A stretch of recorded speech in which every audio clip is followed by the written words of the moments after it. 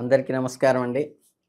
చక్కగా మనం ఈ మే నెలలో మేషరాశి వాళ్ళ ఫలితాలు అంటే ఏంటంటే వైశాఖ మాసంలో మేషరాశి వాళ్ళ ఫలితాలు ఏంటో చూద్దాం.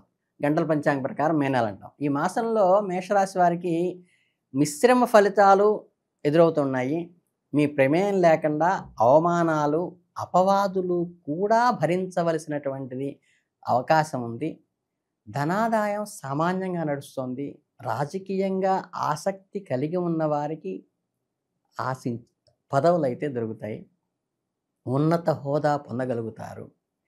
విదేశీ సంబంధాలు స్థిర నివాసం కోసం చేసే ప్రయత్నాలు, వీసాల కోసం చేసే ప్రయత్నాలు ద్వితీయార్థంలో మనకి రెండో వారంలో బాగా కుదురుతుంది. అలాగే మూడో వారంలో నిద్రలేమితో కొంత బాధపడేటువంటి అవకాశము, మానసిక సమస్యలు కూడా ఎదురు కావచ్చు. అలాగే మీ ప్రతిభకి తగిన ప్రతిహారం చక్కగా ఈ నెలలో లభిస్తుంది. నూతన గ్రహ నిర్మాణానికి కానీ అంటే స్థిరాస్తికి సంబంధించి అనుకున్న విధంగా ముందుకు సాగుతారు. అలాగే ఉద్యోగస్తులకు స్థానచలనం ఏర్పడుతుంది. సమస్యలను ధైర్యంగా ఎదుర్కొనేటువంటి అవకాశం దొరుకుతుంది. నూతన పరిచయాలు మనకి బాగా కలిసి వస్తాయి. విద్యార్థులు పోటీ పరీక్షల్లో విజయం సాధిస్తారు. శరీర ఆరోగ్యం కుదుటపడుతుంది. వ్యవహార జయము కలుగుతుంది.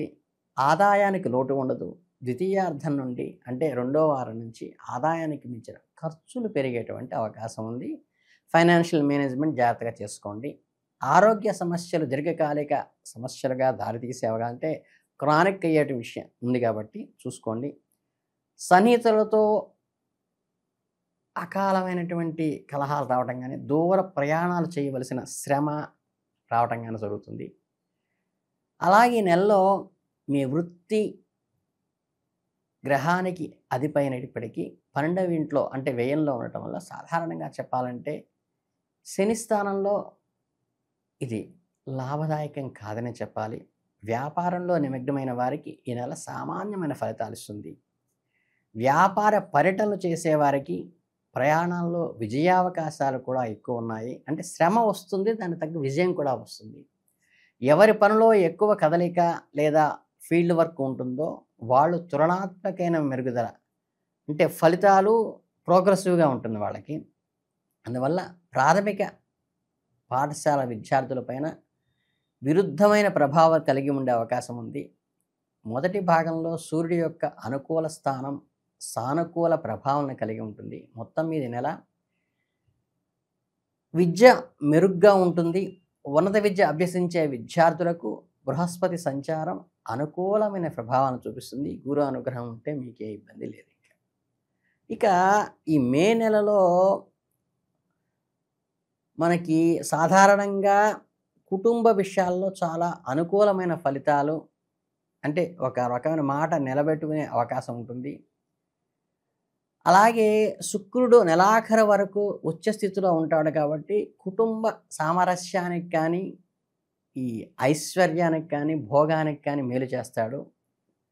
అలాగే నెలలో శృంగార సంబంధమైన గురించి మీ ఆలోచనలను ఇంటి అధిపతి అయిన సూర్యుడు ఈ నెల మొదటి అర్ధభాగంలో ఉత్కృష్టంగా ఉండటం వల్ల కూడా ఒక రకమైన ఉత్సాహాన్ని ఇస్తాడు. శుక్రుడి యొక్క సంచారం కూడా మీకు సహాయం చేస్తుంది. రెండవ భాగంలో సూర్యుని స్థానం ప్రత్యేకంగా అనుకూలంగా ఉంటుంది. కాకపోతే గౌరవప్రదంగా వ్యవహరించడం ద్వారా కుటుంబ సభ్యులతో కొంచెం సానుకూల ఫలితాలను కనుగొనవచ్చు. హాస్యాస్భరితంగాను శృంగారభరితంగా నడిచినప్పటికీ కూడా గౌరవాన్ని నిలబెట్టుకుంటూ నడవాలి. మిగతా వారందరికీ నెలలో జాగ్రత్తగా ఉండాలని సిఫార్సు చేయాల్సిన అవసరం ఉంది. ప్రేమకు సంకేతుడైన శుక్రుడు సాధారణంగా ఈ నెలలో సానుకూల ఫలితాలు అందిస్తున్నాడు కాబట్టి జాగ్రత్తగా ఉండటం వల్ల విషయాలు అనుకూలంగా ఉంటాయి. ఇబ్బందులు రాకుండా సమయస్ఫూర్తిగా వ్యవహరించండి. వైవాహిక జీవితంలో మరియు గృహ సంతోషాల పరంగా 7వ ఇంటికి ఈ నెల ఉన్నతమైన పాలకుడుగా అనుకూలమైన స్థితిలో ఉన్నాడు.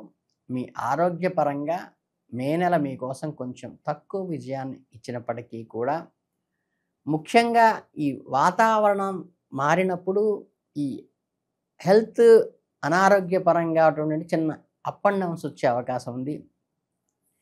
అలాగే జ్వర సంబంధమైన రోగాలు, బలహీనతలు, నిస్సత్వ, నీరసం లాంటివి ఏర్పడవచ్చు. హార్ట్ అంటే ఛాతీ రిలేటెడ్గా ఉన్నటువంటి ముఖ్యంగా జాగ్రత్త వహించాలి. అలాగే 4వ ఇంట్లో బలహీనంగా ఉన్న కుజుడు నుండి కూడా రక్త సంబంధమైన సమస్యలు అంటే బ్లడ్ రిలేటెడ్ కానీ, బోన్ రిలేటెడ్ కానీ, లేకపోతే యాక్సిడెంట్లు, వ్రణాలు ఉంటాయి కదా, పుళ్ళు, వాటికి సంబంధించి కూడా కొంచెం జాగ్రత్తలు తీసుకోవాలి.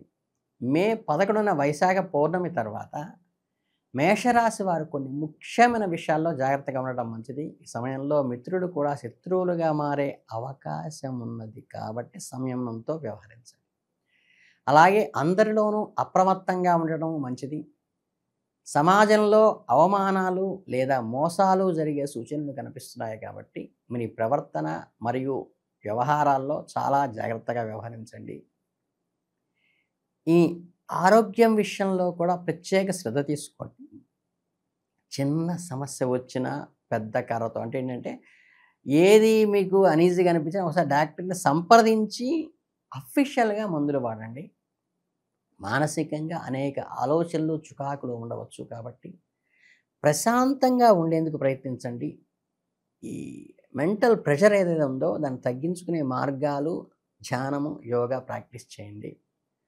ఏదన్నా ఒక నిర్ణయం తీసుకునేటప్పుడు 1కి 2 సార్లు బేరీజు వేసుకుని నిర్ణయం తీసుకోండి.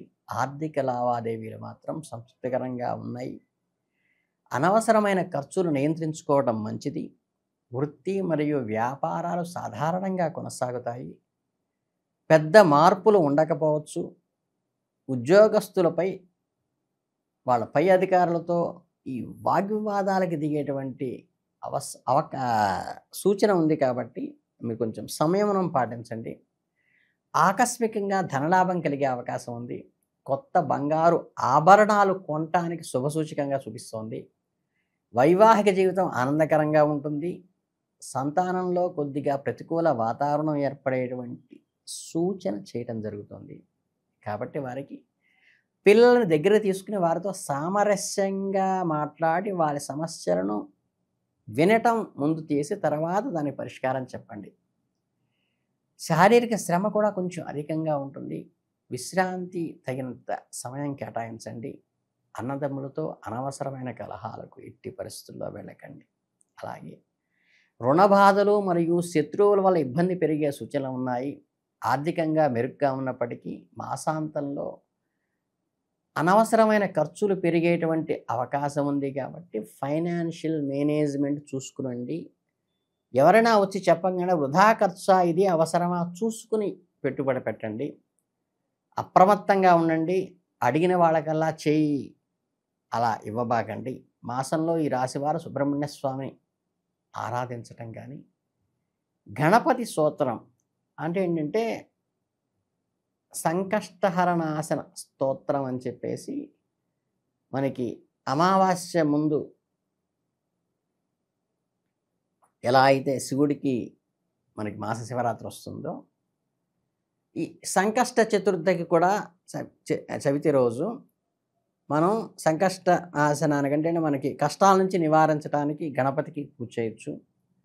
అలాగే ఈ సుబ్రహ్మణ్య స్వామికి అంటే మనకి ఈ మెలిక వేసుకున్నటువంటి పాములు ఉంటాయి, జత పాములు అంటారు కదా, వాటి దగ్గర మనం అర్చన చేయించటం కానీ లేకపోతే అభిషేకం స్వయంగా చేసుకోవటం కూడా చాలా మంచిది. ఇవన్నీ కూడా ఈ చిన్న చిన్న పరిహారాలే, మీకు పెద్దగా ఇబ్బంది పడేవి ఏమీ లేవు కాబట్టి ప్రశాంతమైన మనసుతో ఉండండి.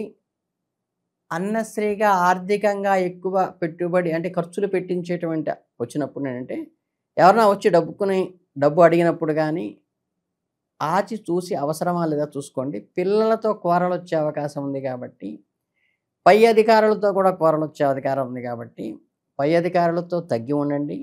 పిల్లల్ని చక్కగా దగ్గరికి తీసుకుని చూసుకోండి. ఈ ఆరోగ్యం విషయంలో ఏ విషయం వచ్చినా సరే 1కి 2 సార్లు డాక్టర్ దగ్గర చూపించుకుని మాత్రమే మెడికేషన్ స్టార్ట్ చేస్తే మంచిది. ఈ 3 నియమాలు పాటించండి. ఈ 2 పరిష్కారాలు చేసుకోండి చాలు. చక్కగా ఈ వైశాఖ మాసం అంతా కూడా మీ మేషరాశి వాళ్ళకి అద్భుతంగా నడవాలని మనస్ఫూర్తిగా కోరుకుంటూ ధన్యవాదాలు.